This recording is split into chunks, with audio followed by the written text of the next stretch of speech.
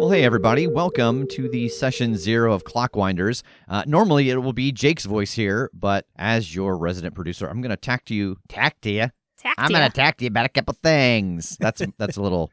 I'm breaking off a little piece of my character voice. Test driving a character voice. So a couple of things that you're going to notice that are different in Season 7, and a lot of this is just kind of GM preference. You know, I had kind of run things the way that made sense in my mind, and we're going to shift some of those things so that they flow with the way Jake likes to run things.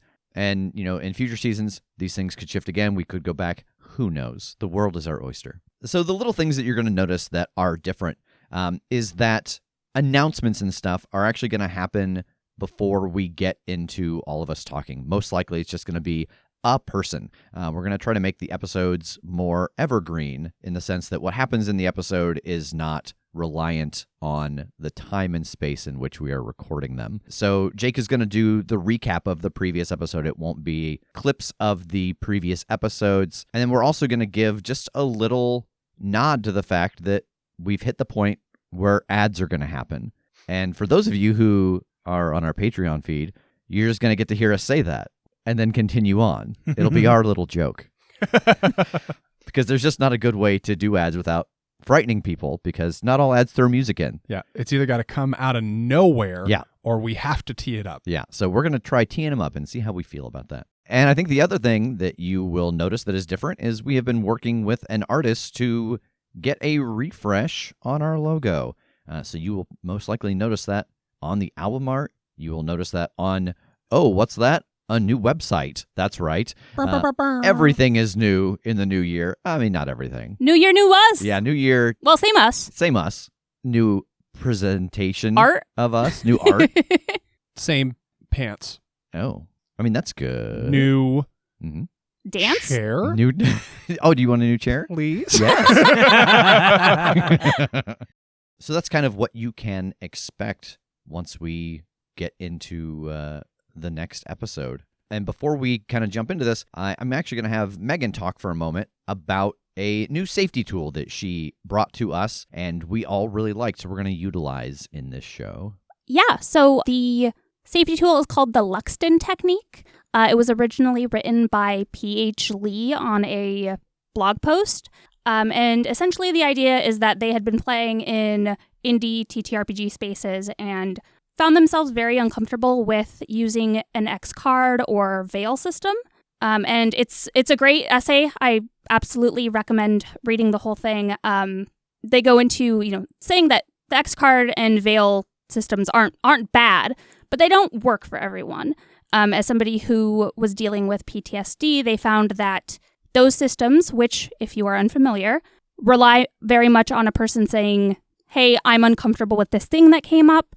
And as a table, it's agreed that that content will be removed and play will continue as if it hadn't happened, or a slight variation of that. And they found that that didn't really work for them because it was kind of like denying the trauma had happened. If you are triggered by something that comes up, pretending it doesn't exist isn't going to stop you from having a traumatic event that is just already happening. So the idea is, how can you move forward and use play as a healing experience for trauma? And I found that it made a lot of sense to me because there were times where something came up in play that I didn't feel like it needed to be removed from the game. I just felt like there was something off about how I was reacting to the situation, but not strong enough to say anything. And this cleared up a lot for me. So roughly, the Luxton technique is an honest discussion of potential traumatic triggers prior to play in a supportive environment, with the understanding that there is no possible way to identify or discuss every conceivable trigger or trauma, and with no social pressure to disclose particulars of individual trauma. When in play, a player encounters triggering material, they can, if they choose, talk about that to the other players.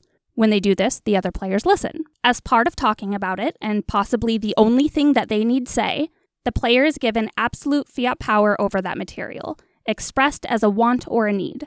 For instance, I'd like to play character name for this scene, or I need to have a happy ending, or I want this character to not be hurt right now, or I need this character to not get away with this, or by the end of play, this should not be a secret, or I don't have a specific request, I just needed you to know. A player does not need to use their traumatic experience to justify any requests or demands. We just do it. A player does not need to be the one to speak first. We keep an eye on each other, and we are watchful for people who seem withdrawn or unfocused or upset. If we are worried about someone, we ask. And we play towards accommodating that player's request. So it's kind of a way to take control of a traumatic response that you're having to something that might be a trigger in play, and give you an opportunity to continue in a way that feels healing for you, which, like I had said before, I found some times where I'm like, that would have been very helpful. I didn't need this removed from play, but I maybe needed it to move in a specific direction to feel comfortable with that material existing in the narrative we're creating together. And this is something that I feel like on occasion we have kind of stumbled into, like just by nature of being a close-knit and considerate play group, that we have had moments where we have employed this before we knew that it had this name. But it is very nice to have this like codified and understand like points that we should be looking for and ways that we should behave, like things that we might have wanted to do in our hearts but not been sure how to deploy. Yeah. This is very good. I'm excited to have this. Yeah. Yeah, I like the concept that by not removing something from play, you're not indicating like, oh, if we just get rid of this thing or pretend it doesn't exist, then things will go back to normal, or, you know, like, you'll be fine now, which, like I said, the X card veil system, it absolutely works for some people. It's what they need. It's the easiest way. Like, we've used it for a long time. It has its merits, absolutely. But this is a little more, like, I think, customizable for people to deal with things that come up that make them uncomfortable and decide not what's going to make me okay, but what is going to help me feel like I am dealing with this in a way that feels safe, which it's safety tools. So. Mm-hmm. Yeah.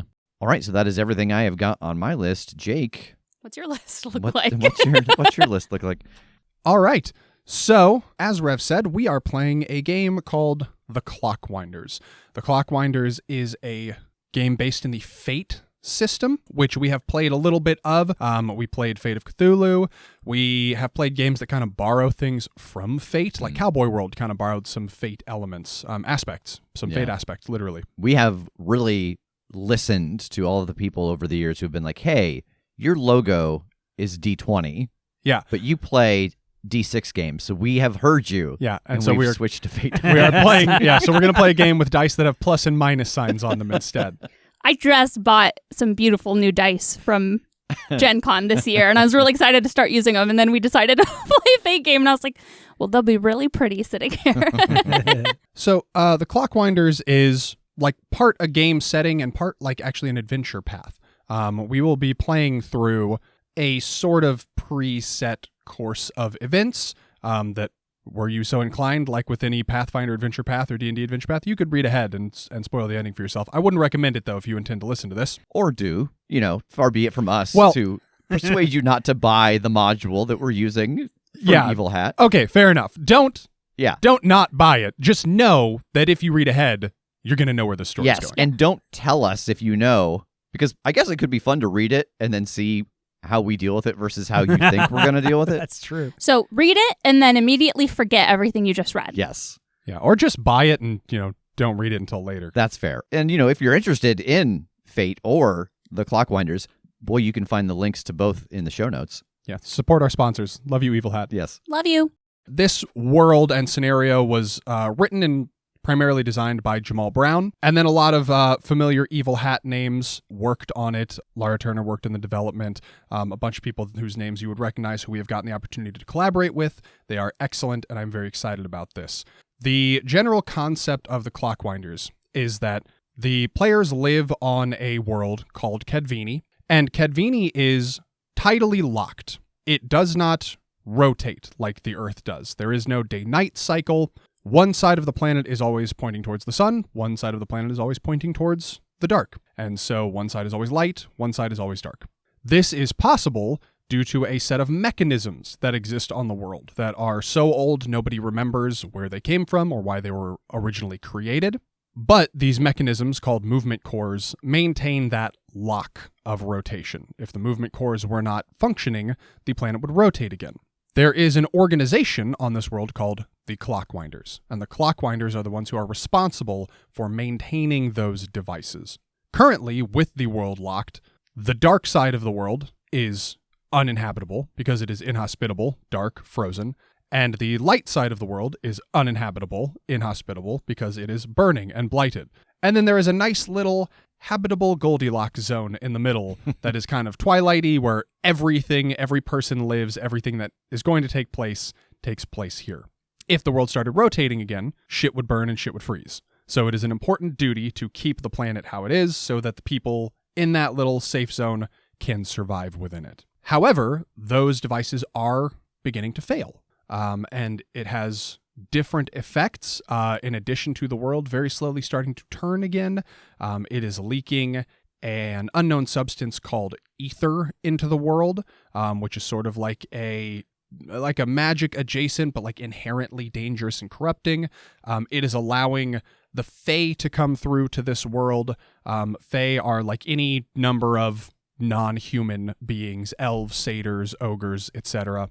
And so it will be the duty of our player characters to find the machines, restore them to working order, preserve how the world operates, and save everybody from a frozen or burning horrible death. No pressure. Yeah.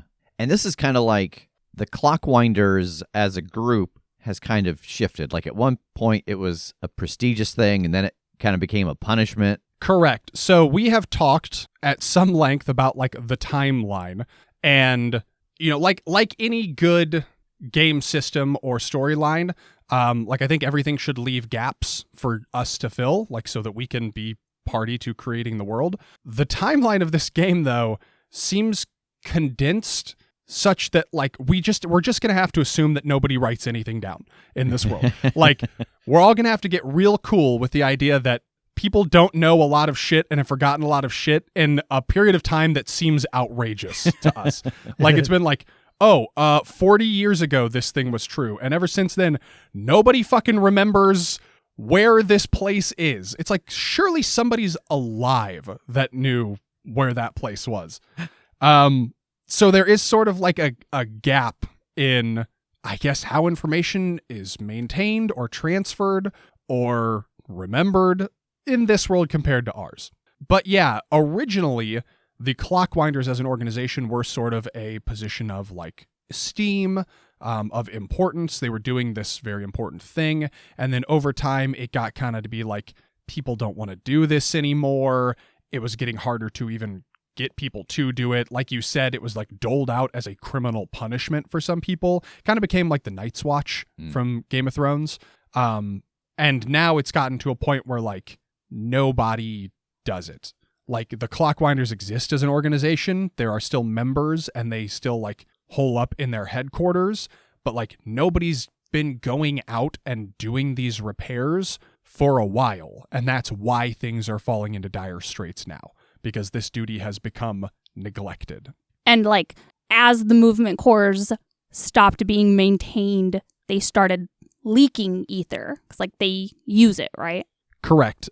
Anything mechanical or clockwork or whatever in this world is powered by ether. It's like a fuel source. It's like plutonium or whatever. Like it's like a radioactive fuel source. It is dangerous.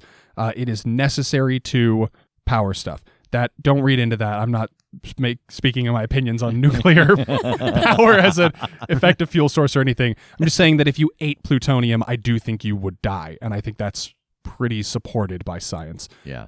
And it's dangerous if improperly maintained, but like mechanical things aren't by nature, like just having them around isn't bad. It's just bad if they're incorrectly maintained. Correct. Okay. Yeah, the movement cores, when being maintained, were safe. They vented excess ether like into the planet or whatever, but like it wasn't having an ill effect on the people maintaining them. It's like the difference between venting and leaking. Yeah. And, you know, hard to say. Over a long enough timeline, maybe perfect maintenance of the maintenance cores would still scourge the planet. And that's why we can't remember anything from 40 years ago. Maybe this ship done sailed a long time ago.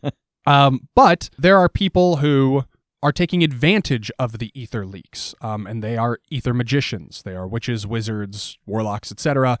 People who harness the ether and give in to its corrupting force a bit in order to be able to use it to their advantage. And in that way, it is like magic. It is like an incomprehensible force that some people can, if they allow themselves to be harmed by it in some fashion, harness and use. That is generally frowned upon. So, an approximation of the timeline, as I understand it, it's been like a century and a half, maybe a little more, since the movement cores locked the planet's rotation. And again, what they did before that, nobody recalls. But when that happened, that is when ether began leaking from them. That is when the Clockwinders started doing their work. Maybe a century ago is when the Clockwinders started to kind of like get shittier. Their downfall began. Again, they still exist, but they're just not like this position of prestige and discipline like they used to be. A couple decades after that is when ether magicians started to appear on the scene. People started to realize that they could harness the ether leaking from the movement cores and utilize it. Around 40 years ago is when the Fae started coming through. It is also when like the symptoms of the movement cores failing really started to become evident. Like on the frozen side of the world, glaciers started approaching the shore when they hadn't for quite some time. On the lit side of the world, the sun started burning up things that were once deemed to be in a safe position. In the time between then and now, there have been battles and wars with the Fae. Like geopolitics have shifted and changed and gone from one point to a different point where they rest now. These symptoms have become worse. And so now we are at the point where something must be done or else the world is not going to survive. And I assume if the planet becomes unlocked, in addition to like all the hot and cold elements, like if the planet just suddenly started rotating again, would we all just fly off into space? Ooh, I think that would depend on how slowly, like, does it just start spinning? Or... I'm going to assume that the things we're fixing are like a handbrake. Oh, God. I mean, the planet is slowly starting to rotate as it is. Yeah. It just starts spinning rapidly, and we all just age like the end of Indiana Jones and the Last Crusade. I feel like this is one. So one, this is one of those aforementioned gaps in like the existing lore. Like, what was the deal before the movement core is locked? Who fucking knows? Maybe we'll determine that or discover it as we go. I feel like this is one of those things that can be explained, that would normally be explained by magic. And now it's ether. Yes. Like just, look, there's an incomprehensible force on this planet, so don't fucking get too hung up in the physics, okay? I also have a theory that before it got tidally locked, all of the paper mills must have been on what's now the light side, because they just burned up and now we don't know a goddamn thing. All the libraries were over. I assume that's also what's happened in the Fae War. Is just every information we found, they're like, oh, this is ours now. We love knowledge. We steal knowledge. I love the idea that, like, there's this thing that seems so obvious. Like, where is it written down? Like, why aren't there stories? Like, why don't we have this knowledge? I love that that's in here because it's such a mystery. Like, I think it's going to be a cool thing to, like, maybe discover and play of, like, why do we have no knowledge of that if it wasn't that long ago? Oh, so weird. Yeah, this game, despite being what I feel is a different genre, gives me big Halo vibes, and that's part of what I love about it. Like, one, there are these ancient devices that are doing something and they need to be, like, preserved. And two, there is a fucking lore that is lost, that, like, you get bits and pieces of, but it's like, what? How far back was this? Like, why don't we know this? How was this lost? Not only that, but the survivable strip that we're living on is Halo. I was going to say, it is Halo. It's a ring world. We're just living on the outside of the ring instead of the inside. On the correct side of the ring. That'll be maybe once we finish like the predetermined adventure and it's time to go off book. Yeah. I'll be like, and then you go through a hole into the inside of the ring world. Whoa! Maybe we just don't have written language. I think there's references to books and stuff. Oh, but maybe it's all just pictographs. Yeah, maybe who knows what book means. Maybe books mean something different here. I read it in a book, by which I mean this person told it to me. Read means to hear, and book means from person. Hey, in Earth Dawn, dragons' quote-unquote books are just crystals that they put all their information and memories in. Maybe it's like that. Anything is possible and anything can happen. There is much for us to determine and decide whether or not it's true as we go along. Perfect. Hell yeah. But before we can do any of that, you all need to have characters. So it's time for us to build our Clockwinders. One of the few things that must be assumed here is that you are all going on this adventure. For one reason or another, you are all going to be serving the duty of a Clockwinder. Now, that doesn't necessarily mean that you have been a classically trained Clockwinder, that you've been in the organization long, that you even really want to be part of the organization proper now. It just means that, for some reason, you are somebody who is on the team that is going to go out and fix the movement cores to save the world. So our character creation will start with aspects. Aspects are like words or phrases that fit into a few categories that just kind of concisely describe who your character is. They form the basis of their identity. Additionally, within Fate, there is an economy of Fate points or refresh you can spend to invoke aspects, which can let you get bonuses, create advantages, various pros for you in the course of gameplay. So aspects describe who your character is, and they give you ways that you can go, oh, well, because my character is this, or my character is about this thing, I would be extra good in this particular scenario.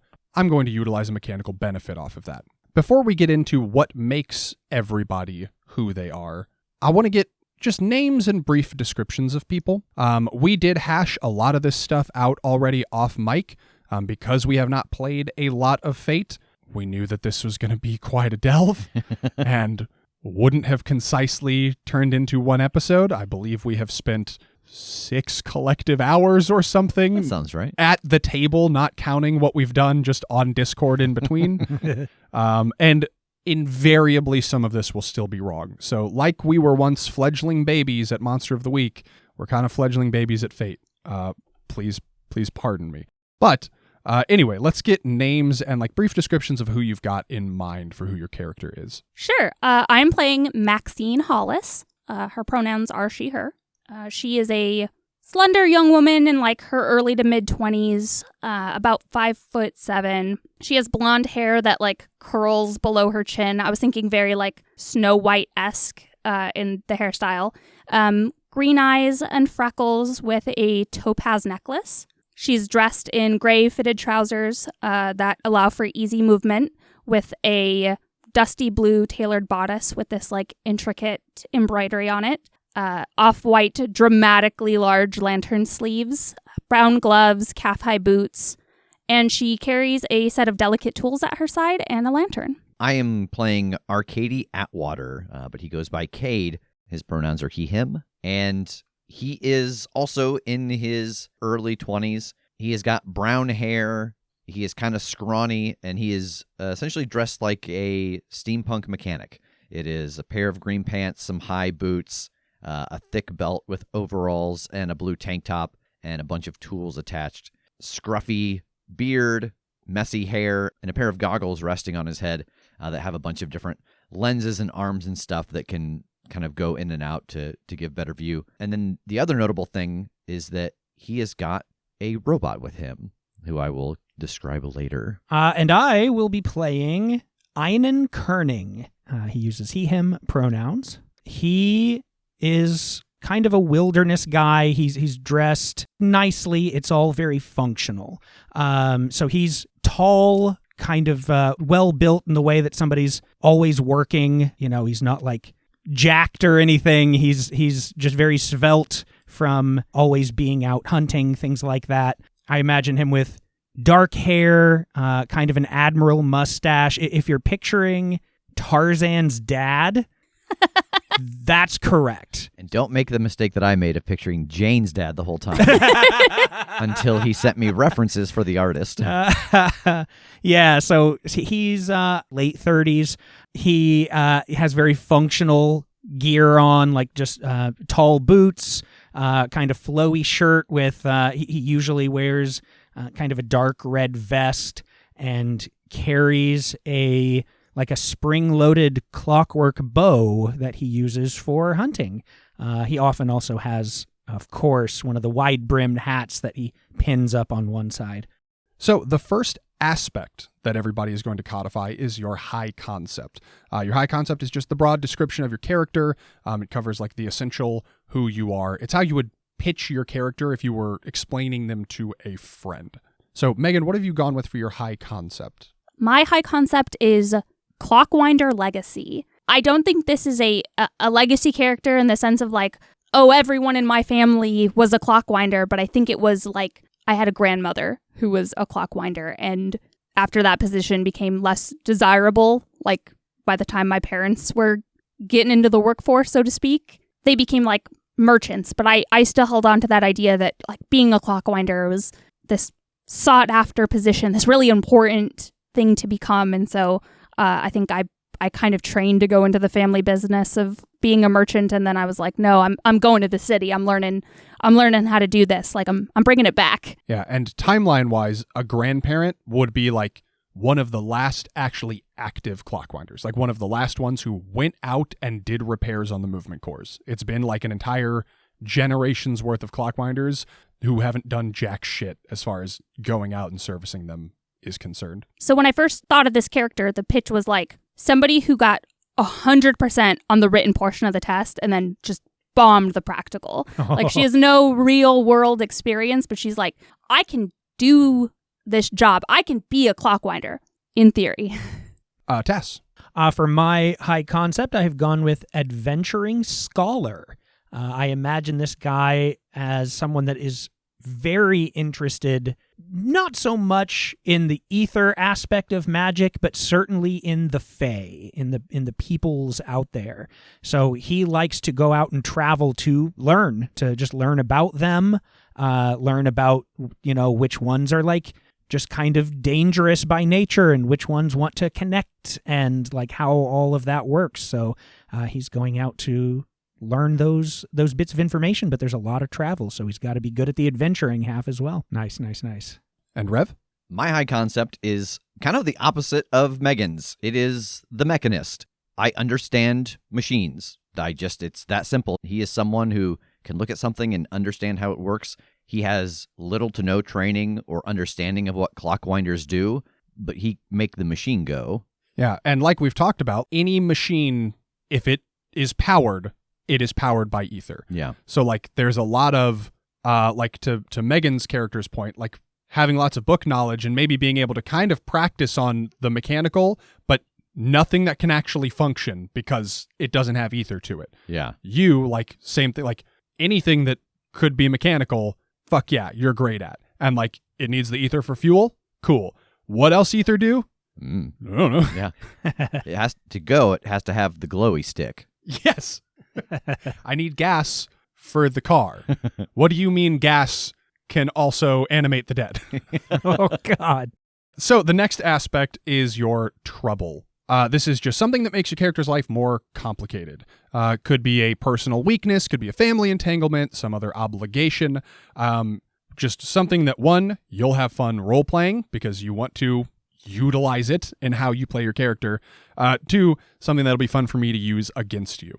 Not exclusively. You can also, you can invoke any aspect in your favor if you can justify how. So if you've got a clever trouble, you might actually be able to use it too, but I will certainly be able to use it. Megan, why don't you tell us what your character's trouble is? Okay, my trouble is called Too Many Buttons. They're just overflowing out of my pockets. my clothes are supremely fashionable. It takes me forever to get dressed and undressed. I just wear the same thing every single day because it honestly just saves time. And that's how character art works. So. No, I mean in the sense of like pushing someone's buttons. It is easy to like get to me. Not in like a violent way, like I don't react violently towards people provoking me, but like in the sense of you can get under my skin very easily. Okay. Whether that's like joking around or trying to get me frustrated. Perfect. Tass? My trouble is called the Boogeyman. That is tied to the fact that I've had to both be around and hunt some of the Fae folk at times. So there's this measure of it being a trouble because I am absolutely trying to study them and learn about them, and I want to be close to them. But the fact that there are some mean ones out there and that I've had to deal with them aggressively has kind of spread word a little bit about me in this world. You got John Wick's problem. A little bit, Okay. yeah. Okay. I like the wording of that also because, like, the boogeyman is something you either do or do not believe in. And I like that the repercussions of that in this world might be that, like, maybe some people have heard of you and are afraid of you. Maybe some people have heard of you and don't believe you exist. Yeah. Maybe some people believe you exist and aren't afraid of you. Like, right. Like if I try to lean into that and they're like, okay. Like, Or- okay, buddy. Or they're like, ooh, how cool would it be if I took down the boogeyman? Oh, no. Oh, I hadn't now thought I am about the. that. Look at me. I'm the boogeyman now. Gonna make a note of that. Thank you. Oh, no. Rev, what about you? My trouble is, how hard could it be? And I think it's important to point out it has a question mark at the end. And so this just comes from the simple fact that Cade has done two things in his life. He has been a burglar and he has been someone who works on machines, and he was just naturally gifted at both. And so he assumes like, oh, okay, things are just, you can just pick things up. Yeah. Oh, I can just do whatever. Just do stuff. Like, how hard could it be? If I learned this thing, this other thing doesn't look that complicated. Nice. Perfect. Yeah, and with all these, troubles can be utilized against you, but theoretically, if you come up with a good reason, you can invoke a trouble like any other aspect to your own benefit. So I like that all of these have that bit of play where it's like, yeah, I can clearly see the negative connotation. I can also see the potential for using it on your own. Like, oh, I'm going to work my trouble to my advantage. Mm. All right, so there are 3 more aspects that each of us needs to establish. In Fate Condensed, these are generally specified to be 1 relationship aspect and then 2 like miscellaneous other aspects. However, back in Fate Core, there was a process called the Phase Trio, which was a process of kind of establishing a story that was about like how you guys met, what was your first foray into whatever this like world or situation is, and then drawing a few aspects out of those circumstances. So we've kind of done a mishmash of both of those. We have like come up with little origin stories, first encounters type things, drawn some aspects out of it, and just making sure that one of those aspects is a relationship aspect. And the other 2 are just kind of miscellaneous aspects that inform who your character is based on like that encounter or your life experience. So for starters, I think we should go around and do our little like stories. Like, what was your first encounter? That will give us context when we get into what the aspects are. And then the relationship aspects, like inserting yourselves into each other's stories or determining how you are relevant to that and why you are connected because of it. So following the same order here, Megan, do you want to tell us what your little story was? What was your kind of first encounter, your first foray, your fated experience here? Yeah, it was actually when Maxine came to the city where Clockwinders were traditionally trained. And she kind of left home and went on this adventure to go fulfill what she thought she was supposed to be doing, and got to the city and was making her way towards the Dawn Palace and was pickpocketed. Somebody stole some of her belongings and trying to chase them down, maybe caused some property damage. Who's to say? Like you do, allegedly. Allegedly.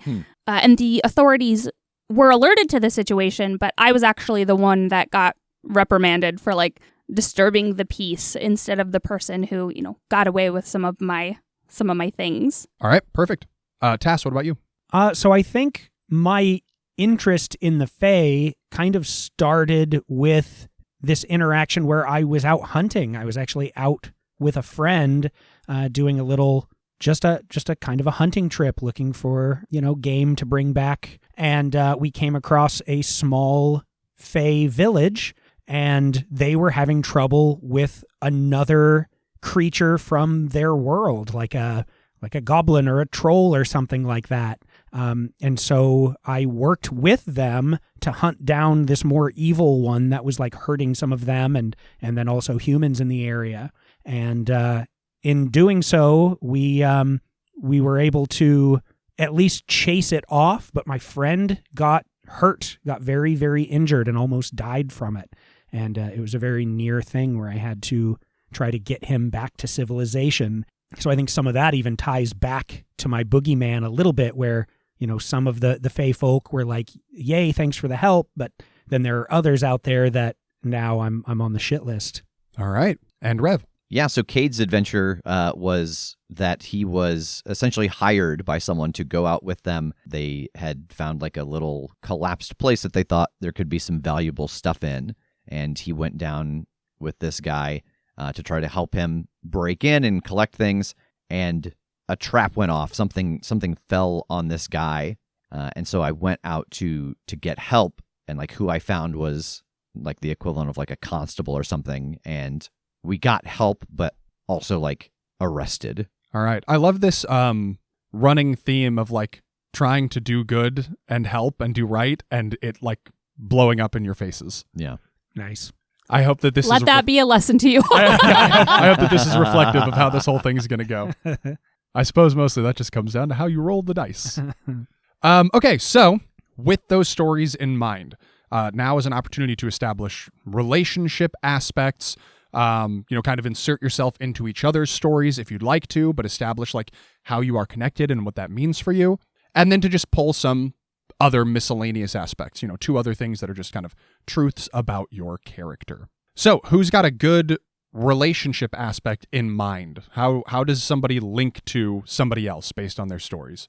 I've got one that, since I'm kind of an explorer, that Cade, I think you came to me for help to like lead you all around and go with you, but I wasn't there. Oh, so like it wasn't it was supposed to be a 3-man job. Yeah. And you weren't like home? Yeah, something like that. Okay. Where I found out about it just after the fact. And so I think this idea that I should have been there and next time I will be is an aspect that I have that there's that sense of, especially with Cade, but just I think also in general, if I can get in the way of the problem on somebody else's behalf, then I'm going to try to do that. All right. So like a little bit of guilt, a little bit of obligation, a little bit of drive. Yeah, absolutely. I love it. That's a very versatile aspect. I think that mine is related to Maxine. We haven't really gotten yet kind of into the timeline of like, oh, who arrived in the city when, but I imagine that when Maxine arrives that Cade is already there, maybe having just started his time with the Clockwinders, and like seeing you try to deal with like this stuff that got broken and getting talked to by the shop owner and like the constables, and just stepping in and being like, oh, this is a big misunderstanding, and like trying to kind of fast talk the people to help you through that situation, because you are, I just imagine like you being a Clockwinder legacy, that you had something on you that I recognized. Were you like running, yelling like, stop him, I'm a Clockwinder. Yeah. I think that sounds accurate. It's like, no, stop, I need to get to the Dawn Palace. I'm here to train to be a Clockwinder. Okay. How about, so then shifting that a little bit, hearing you yell that, and like this person got away with some of your stuff. I think one of the things maybe he got was like some of your tools. And I went and either bought them from him or stole them back, like did something to get at least that piece back. Oh yeah, no, I absolutely have like a set of small tools like on my belt. So I imagine that's what was grabbed off of me. So yeah. And so my aspect is just, I've got Maxine's back. I like it. Nice. Very Awesome. straightforward. I didn't even hear like the last 3 or 4 sentences because I'm just thinking, I love when a bad joke becomes canon, and I appreciate you for it. Like she Listen, we made 6 seasons of that. this is very important to her, and I think this entire scenario, this entire first adventure of her chasing down this thief, it was loud and messy and kind of just an obnoxious situation, enough for the authorities to be like, hey, knock it off. Stop it. You're bothering people. Stop Nice. yelling stop in the name of the law. Citizens arrest. For my relationship aspect, I think it's when Einon was coming back to like the town with his friend that was injured, and after this whole thief situation and getting like talked to by the authorities of being like, hey, this isn't okay, and trying to like look for my stuff back, just being really demoralized of like, maybe I'm not supposed to do this, maybe I shouldn't have left home. And I think I gave up and like left the city, and on my way back I ran into Einon and his friend and like stop to help, see what I could do to make the situation a little easier. And I think we just kind of talked, and I don't know what it is exactly you would have said, but it inspired me to try again and go back and like reface the situation. I'm sure it was profound. So my aspect is Einon inspires me to persevere. I love that. And then everybody just needs 2 more aspects. Again, they can just be things that you believe to be true of your character or representative of you. They could be from your own story. They could be from each other's story. They could be from an entirely different story you have in your head. Whatever. Just 2 more things. Just because we were just talking about it, this is fresh in my head. I think that was obviously the first time we met, Maxine, like when you helped me. But I think I technically saw you before that at some point too. I think it was during that chase. Like, was there a little bit of time between this chase and all of that happening before you like decided, never mind, I'm leaving town? Or was it pretty immediate? I could see it being like a few days, like her trying to track down her tools. Okay. And like not wanting to show up without the, things that she thinks she needs. And so she's like, I can't go there and say, hi, I'm ready to be a clockwinder if I don't have the tools to be a clockwinder. Like, how are they going to know I'm prepared and I know what I'm doing? Like, nobody required. Yeah. This was never documented anywhere. So much of the things that she thinks that she needs to do, it's all self-imposed. And I think at the exact same time, like, Cade is at the Citadel, like, when that girl shows up, I'm going to give her his back. Okay, then I think it was right before I left on my little trek that I saw the chase and, saw this guy clearly with a bundle running away. He's clearly a thief of some kind, and hearing this person ranting about, who they are and stop that guy. And I think he like ran past in an alley and like knocked over something to get in your way. And I just very quickly moved it back out of the way. Like I just cleared the space for you. It's not exactly a relationship thing, obviously, but I think I just like that idea of we had that crisscrossing quick connection because I've thought of Einon as having keen reactions. I love that. That's good. And just because I think it fits overall, my last aspect that I went with is experienced hunter. Like that was the whole point to go out in the first place. He doesn't do it for sport or anything like that at all. He's very practical with that kind of stuff. So both, to get food and resources for people, and then on top of that to help with a dangerous creature kind of fits with an experienced hunter. I think that I'm going to loop myself into Tass's story. Nice. So when you were, because we've established that I know of you because I went like to you for help. So I think when you were out hunting down the Fae, there's like the old train cars and stuff. I think I was just curious. I want to know like why these don't work, how they work, whatever. So I was like camping out in one of those as you were hunting this guy down. Oh. And so like you came across me camping and I was like, oh yeah, I heard the sound of, whatever it happens to be that like, there were a bunch of birds outside, and last night and tonight there's nothing. So I think there is someone here like wandering around. And my aspect then is I notice what's out of place. Oh, that's cool. I like that. Just to interject it, what kind of thing was I hunting? Is that something that I should or could answer, or leave that loose? I mean, you can. Like the Fae, as an umbrella term in this world, refers to like any non-human creature you could imagine from like fantasy or mythology. Okay. So it could be basically anything. I mean, just something to keep in mind, like they're basically all intelligent races and stuff. You know, like none of the Fae are really like beasts. Sure. They're all like a peoples. Beast folk is kind of one of the subcategories there, but it's That's not cool. like, doesn't mean they're all like feral. Right, Yeah. right. So it's less like I wasn't hunting a mean creature. I was functionally like hunting down a serial killer. You were like bounty hunting. Yeah, Right. yeah. Okay, it was a hobgoblin, Okay. which is like a regular goblin, but they wear like a big orange cloak. And I think my last one's real simple. Just between being a burglar and then like going for help and getting arrested, I am wary of authority. Oh, good. Nice. Fair. Oh man, this trend. Yeah. Really cementing this in. One of mine is similar to that. I think that Maxine came to the city. She came to Sun's Edge to go to the Dawn Palace to train, and she kind of had this idea in her head of what it was going to be like. And when she had her tool stolen, it wasn't just like, I don't think it was just like a pickpocket. It was like somebody came up and talked to her, and it was like a con. They distracted her and stole it. And then she ran to chase them down, and then the authorities showed up, and she was like, oh, good, you're here, help. And they're just like, knock it off, you're bothering everyone. And nobody was behaving the way she expected them to. And in fact, just all of it was to her detriment. So one of my other aspects is slow to trust.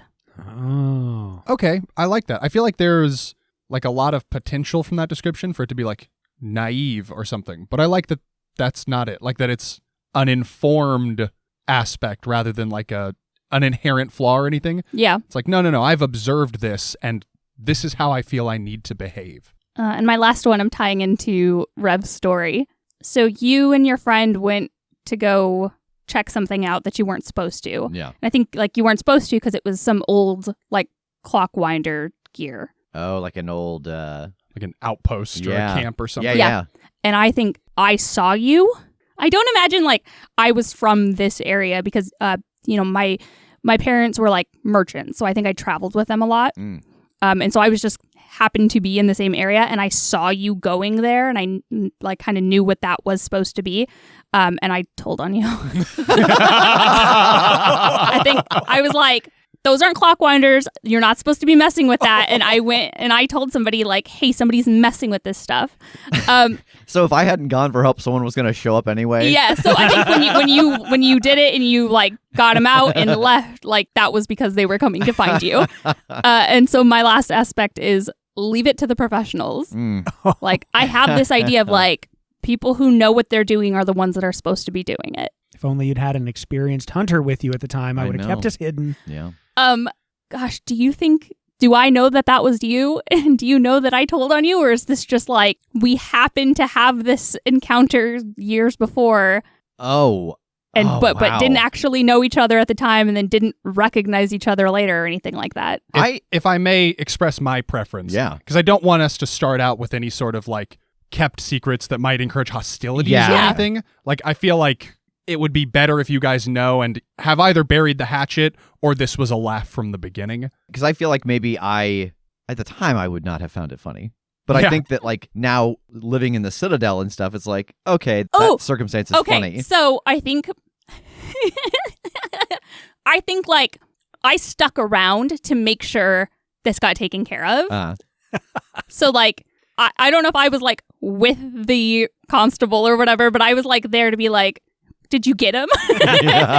And so we saw each other. And so this time later, you recognized me in the city as I'm yelling about my stuff being stolen. And so like maybe I saw a glimpse of you and like didn't recognize it till we're both at the tower and I'm like giving you back like, hey, I found your stuff. Well, hold on a second. And then like over the course of the next 12 minutes, you're like, I understand why I get you. I know why you did that. No malice intended. Yeah. All right. That will bring us to the end of our aspects. With 5 aspects, each of you should have a pretty fleshed out and usable set of like keywords that you can invoke when you need to add a bonus to a roll, or that you can just consult when you're like, what should I do? What should my character do? Well, based on this, I think I'd behave this way.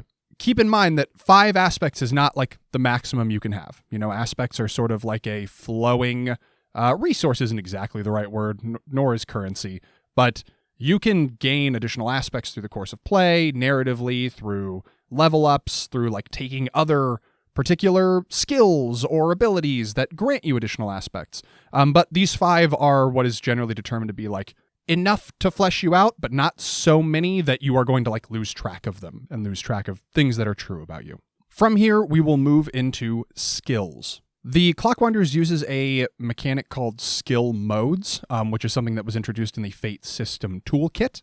Basically, the way this works is the game bundles certain skills under like an umbrella, and you pick a few of those umbrellas to assign like, this is my best one, this is my second best one, this is my third best one. and you assign some points to the skills under that umbrella based on those choices. If a skill falls under multiple modes, then it gets bumped a little bit. Like if you had it as a +3 mode and a +2 mode, then it would go in as a +3 and it would get bumped up to a +4.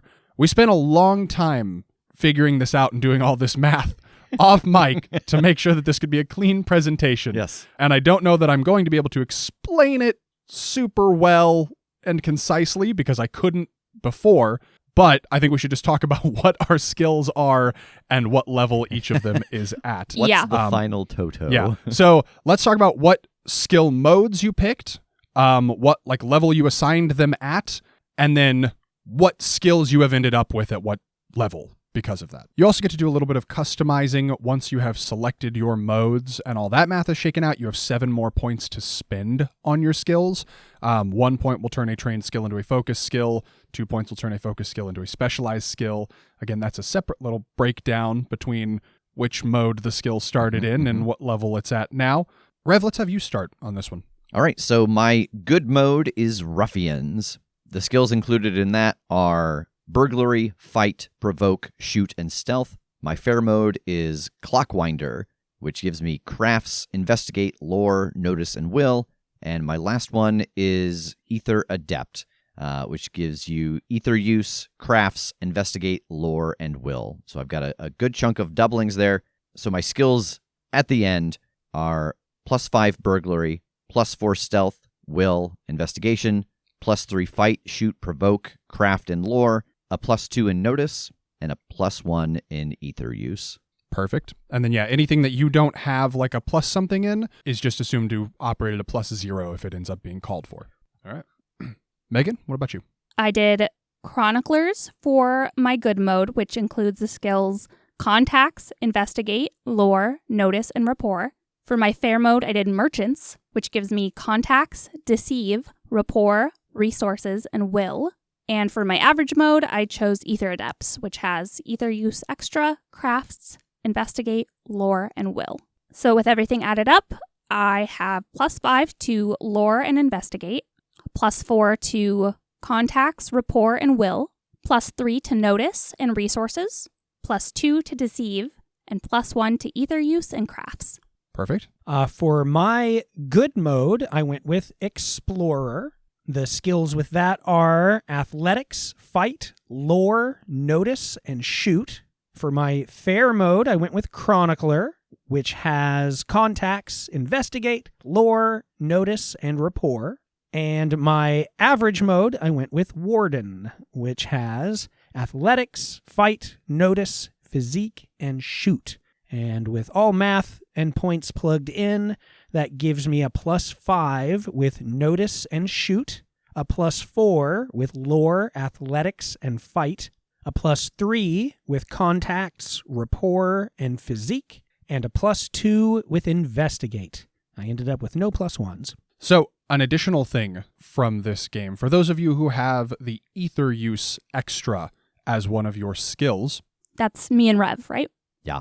that will unlock some additional stuff for you. There is some Fate terminology in here, some of which we have already talked about and are familiar with, some of which I did a bunch of reading on and I think I understand. So I'm going to present it to the best of my understanding. By nature of having the Ether Use Extra, you get a permission, which is one aspect that establishes your commitment to wielding the awesome power of the ether. A permission means that you have like the narrative positioning to have that thing. Doesn't necessarily mean that you do have it right now, just that you could. If somebody didn't have such a permission, they couldn't. Like Tass won't ever have the ability to have an aspect that establishes his commitment to wielding the awesome power of the ether. He doesn't have the permission because he doesn't have the skill. The cost for using that permission would be an aspect slot. For the permission, some stunt refresh, a mode slot, but basically that aspect would allow you to take the self-teaching path of the ether. So if you ever want to pay the cost of an aspect slot, and you have one, you could take an aspect, lets you self-teach. You also get a few additional character aspects. Magic is unpredictable and strong. Ether connects all things. And ether concedes nothing without sacrifice. So again, things that you guys will somewhat uniquely know and understand because you have this skill. So Megan and I both write those down underneath our 5 already existing aspects, those 3 you just listed. Correct. You also get an expanded use of the lore skill. Beyond its normal uses, you can also use lore to demonstrate and use your knowledge of ether. And then you have the opportunity to take a free extra stunt. So let's talk about stunts in general, and then we can talk about what these additional freebies might be for you guys. So every character starts with 3 stunts by default, and 3 points of refresh. Refresh is a currency that can be used to invoke your aspects, and in some cases, utilize your stunts. So if a stunt is exceedingly powerful, you may have to spend refresh to use it. But stunts are like cool techniques or tricks or even things you have or things you're capable of that are unique to your character. Whereas skills are about like your broad competency, stunts are like specific areas of excellence. They can give you a bonus under a particular circumstance. They can let you do something that other characters just can't, but they're basically small ways for you to like kind of break the rules of the game in your favor, and they're things that you are uniquely capable of. They are very freeform. You have the ability to kind of come up with anything you want your character to be able to do, and we try to hone in on how that operates mechanically and creates like a fair and balanced thing. Stunts are kind of hard to balance because they are just everybody making something up completely, but they tend to follow like a few archetypes. There are stunts that grant you a bonus, and that bonus tends to be fairly consistent, or like they change the rules slightly, like they let you do one action in a way that you wouldn't normally be able to. So there is a little bit of self-leveling in creation of stunts, but for the most part, these can be anything. So who's got ideas for what sorts of stunts you want your character to be capable of? I've got 3 picked out that I really like. What I'm thinking about for my first one is called A Friend in Every Port. And this is supposedly what it does. Supposedly. So I hear. So to clarify, we did like at a loss for stunts. We looked up assorted lists and resources of like other stunts that already existed. Some of them you guys just kind of picked or like retooled a little bit. Some of these are kind of made up from scratch. So allegedly this is what this one does. Yeah. Allegedly. Because he found it on a list. Allegedly, by finding on a list and doing some word tweaking with the group, it does this. Whenever you enter a settlement, you may declare that you visited it Leave it. before and roll contacts against fair opposition. If you succeed, you have a friend there that owes you 1 favor. Nothing costly or life-threatening, but if you succeed with style, your friend will do any one thing for you that is within their power. The next one, I was trying to like think about the the hunting aspects and stuff and like how that could play in with a stunt. This is one we kind of shifted a little bit as well, but it's called Uncanny Accuracy. So once per conflict, I can stack an additional free invoke on an advantage that I've created to represent the time that I take to aim or line up a shot. So if I'm going to be kind of getting that anyway based on my actions, then I get an additional invoke on that. All right. Yeah, we are getting into some very Fate terminology here. Yeah, we are. Invokes and advantages and stuff. These are all like mechanical terms. I think we can talk more specifically about like when they actually come up in play. Yeah. And I think one of the really cool things to throw out there is, we did a lot of this work again off mic. And what I thought was really cool about the stunts was that as people workshopped their stunts, everybody was like throwing out ideas. But when it landed at a certain place, everyone like in unison went, oh yeah, that's it. Yeah. Which was very cool. And lastly, I have Arcane Expert. Gain a +2 bonus to create an advantage using lore whenever the situation has specifically to do with the supernatural or occult. So as somebody that doesn't have actual use of magic, but being someone that is an adventuring scholar and very interested in the Fey folk and all of the lore surrounding it, I thought it would be really interesting to at least have that kind of book knowledge of how some of these things should look, work, or interact with magical effects and people. All right. So it sounds like you've got kind of one that adds an action to a skill, one that adds a bonus to an action, and one that creates a rules exception, which is kind of like the 3 things that stunts can do. Woohoo! Perfectly balanced. So my first one is my mech friend. I mentioned earlier that one of the notable things about Cade is that he's got a robot with him. This robot is... robot's not even technically the right word. It's more like a Clockwork? clockwork. Yeah. But it is an orb, and then it's got 4 legs. Kind of spider-like legs, but not spidery, and little handles on its head, and a big glowy eye in the front. And that's actually, I think, what fell on the person in my adventure. And so Oh, wow. That's awesome. after I got out of jail for a couple of days for like being someplace I wasn't supposed to, I went back to like see what it was, and I worked on it, and I was able to like bring it back, like wake it up, and it led me to the palace. Like I think that's how I got involved with the Clockwinders. Oh. And I call his name to me, he's Smee. And I think that's because if you look at him, he's like an assessment drone, but the word assessment has a bunch of like missing letters and is scratched out. And so I was like, oh, your name is Smee. That makes sense. Let me ask you this. Yeah. Next time you saw that friend, Uh-huh. were they still your friend? Were they like, I can't believe you fucking kept that thing? I don't think he was my friend after I came back with like the law. So the stunt that Smee gives me, my mech friend, +2 to overcome physical obstacles when utilizing Smee. I imagine that he can climb or charge real fast. He's got those little handles on the top, like I can grab a hold of him and hold on for dear life. My next one is files, picks, pliers. These tools and techniques aren't that different from what you used in your past life. You can use burglary to work on mechanical objects. So I think that's part of why I am good at this, is because the tools and some of the things inside are very similar. Perfect. My next one is Hush. This is one I got from that list I really like. Your talent with stealth may be extended to others you are with. As long as the whole group stays with you and follows your hushed orders, you may make a single stealth roll for the whole group using your skill. And then should I do my ether one, or Do it. you want to wait? Let's hear Megan's Okay. normal freebie ones, and then we can talk about your guys' unique ether ones. Perfect. My first one is called Studied at the Dawn Palace. So I have a +2 lore to overcome when utilizing knowledge of the Clockwinders. Just really having poured myself into my studies gives me that boost.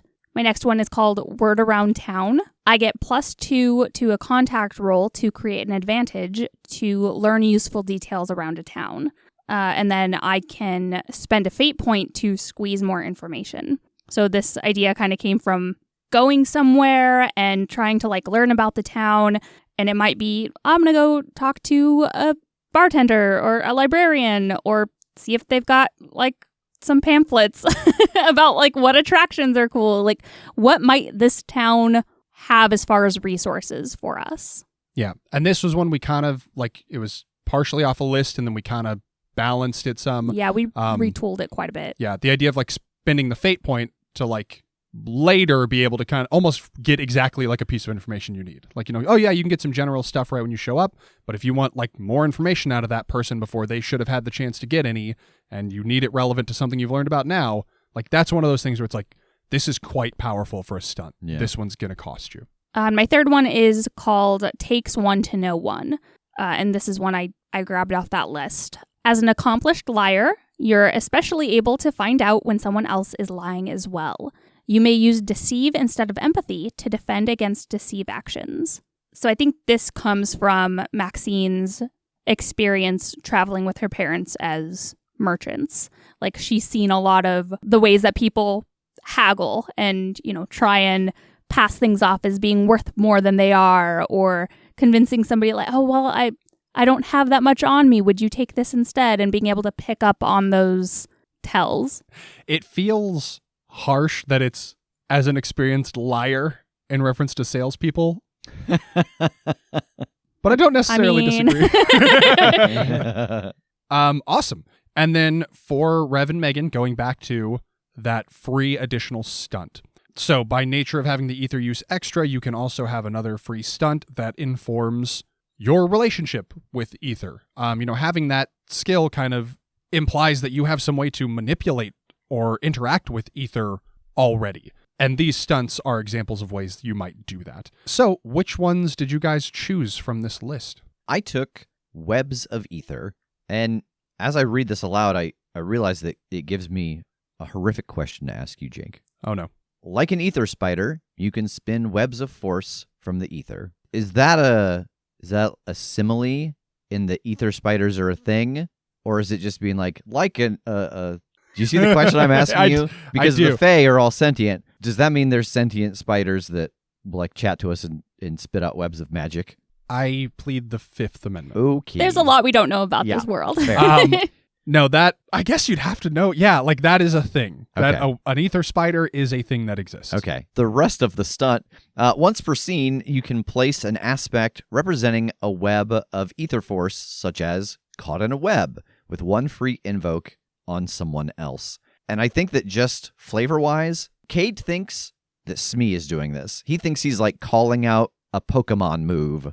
He doesn't realize that he is generating this magic because he is not trained. Like, I took Ether Adept for a mode because you need that to work on mechanical stuff, so it's just something that is innate in him, so I don't think he knows he's doing this on purpose. He's doing it through Smee. Okay, so that also kind of informs how this manifests. You aren't Spider-Man shooting these out of your wrists. These are things that, like, materialize around. It's like the spell web from D&D or something. Yes. Like, it just kind of whoop appears underneath. Yeah. That's cool. All right.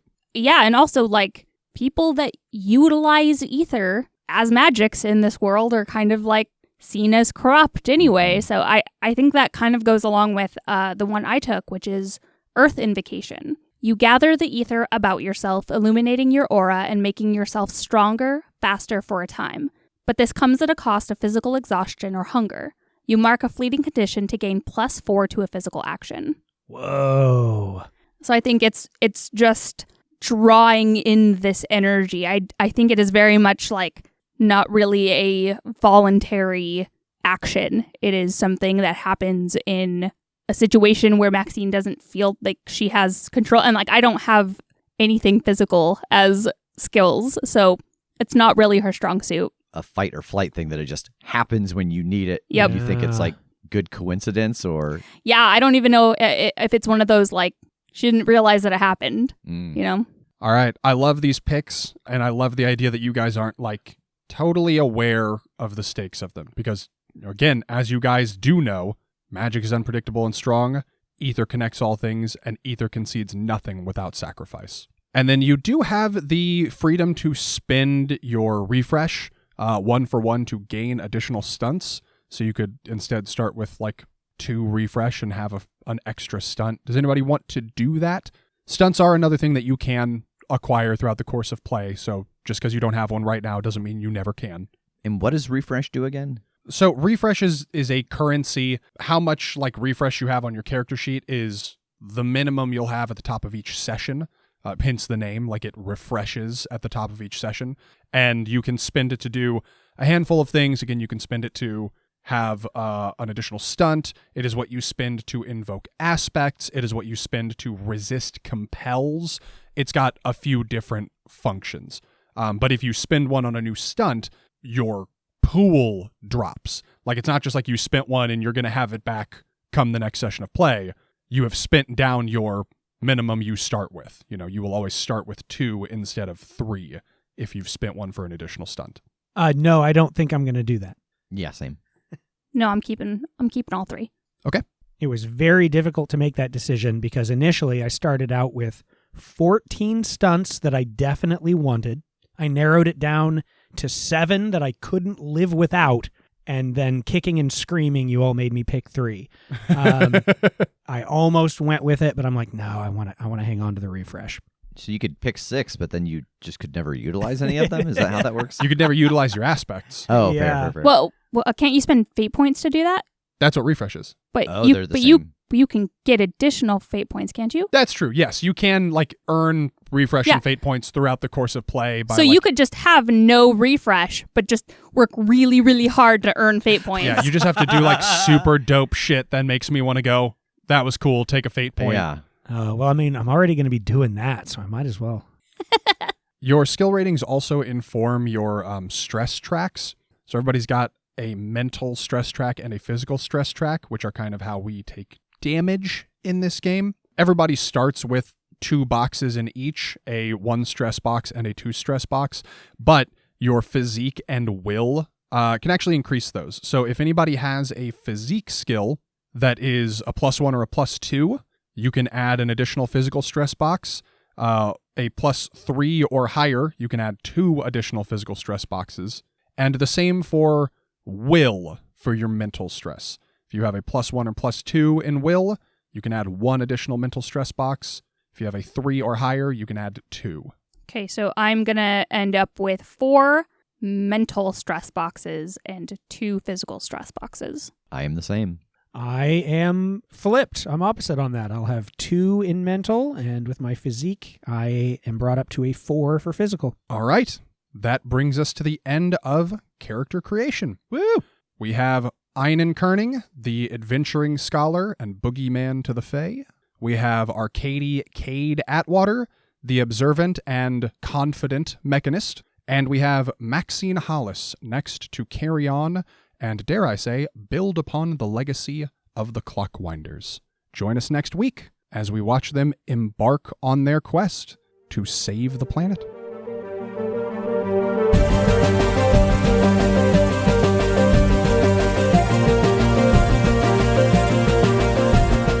The Critshow is a Critshow Studios production, edited and produced by Brandon Wentz, with music by Jake Purley.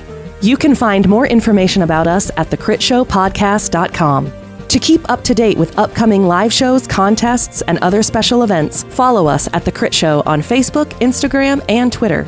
For even more weekly content, join us at patreon.com/thecritShow.